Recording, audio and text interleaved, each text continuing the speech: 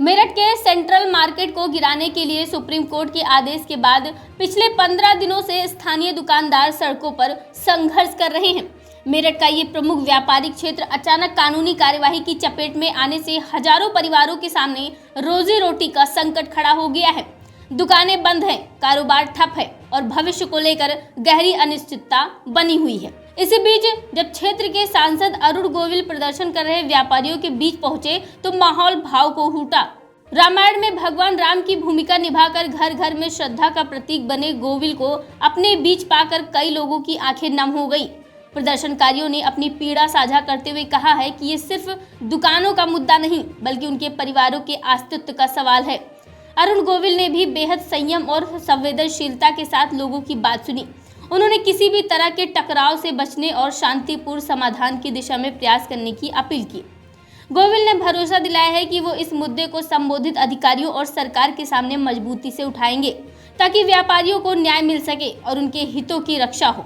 प्रदर्शन स्थल पर मौजूद कई दुकानदारों ने बताया है कि वे वर्षों से यहाँ व्यापार कर रहे हैं और अचानक हुए इस फैसले ने उन्हें पूरी तरह असहाय कर दिया है।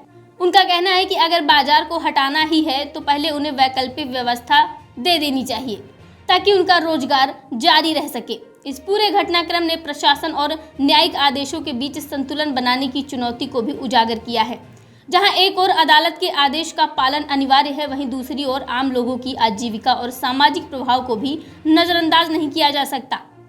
मेरठ का सेंट्रल मार्केट अब सिर्फ एक कानूनी विवाद का विषय नहीं रह गया बल्कि ये मानवीय संवेदनाओं, संघर्ष और उम्मीदों की कहानी बन चुका है। आने वाले दिनों में ये देखना महत्वपूर्ण होगा कि प्रशासन, जनप्रतिनिधि और न्यायिक व्यवस्था मिलकर इस संकट का समाधान किस तरह निकालते हैं ताकि प्रभावित लोगों को राहत मिल सके।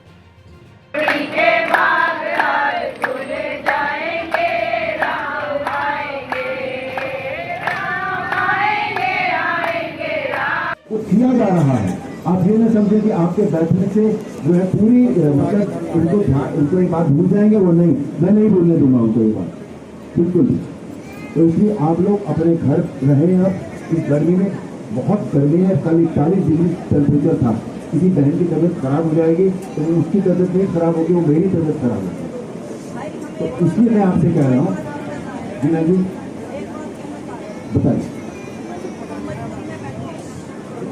मैं आपकी मजबूरी समझता हूँ, मैं मेरी मजबूरी भी समझ रहा हूँ। मैं आपको ये पॉलिटिकल लेवल पे नहीं कह रहा हूँ, मैं आपकी डिमांड के तहत नहीं कह रहा हूँ। मैं आपको इसलिए कह रहा हूँ कि